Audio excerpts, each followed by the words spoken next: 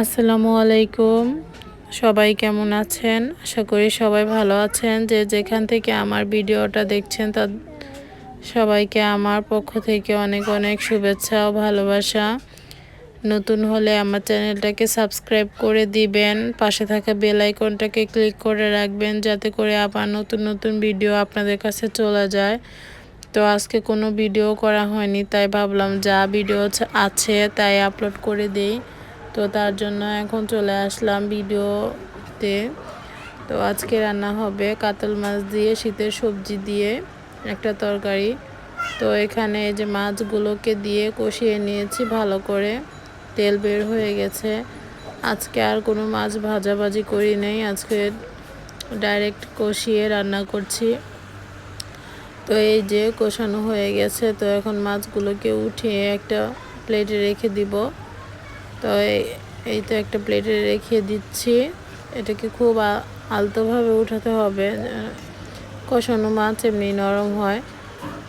তো এই তো উঠানোর পরে দিয়ে দিব শীতের সবজিগুলো আগে থেকে কেটে রেখেছি।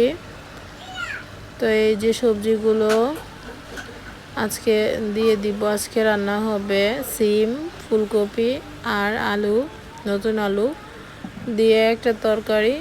সাথে দিয়ে দিব হচ্ছে পাকা টমেটো, দেশি পাকা টমেটোগুলো। তো এই তো ভালো করে নেড়ে চেড়ে ঢেকে রেখে কিছুক্ষণ কষিয়ে নিয়ে তারপরে ঝোল দিয়ে দিব।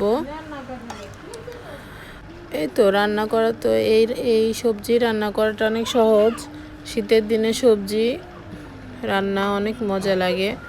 তো এই যে এক ফাঁকে টমেটোগুলো দিয়ে দিয়েছিলাম। তো এখন এই মাছগুলোকে দিয়ে 10 মিনিট পর্যন্ত ঢেকে রেখে দিব।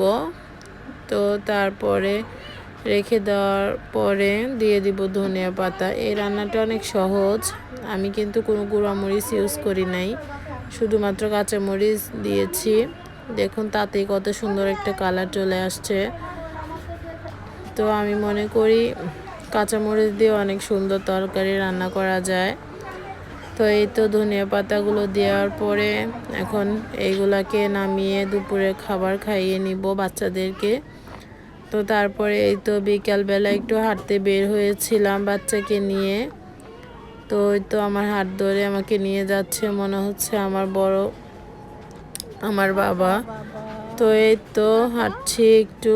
যারা যারা আমার চ্যানেলে নতুন আছেন একটু সাবস্ক্রাইব করে দিবেন। আমি বারবার করে বলে দিচ্ছি আপনাদের ছোট বোন হিসেবে।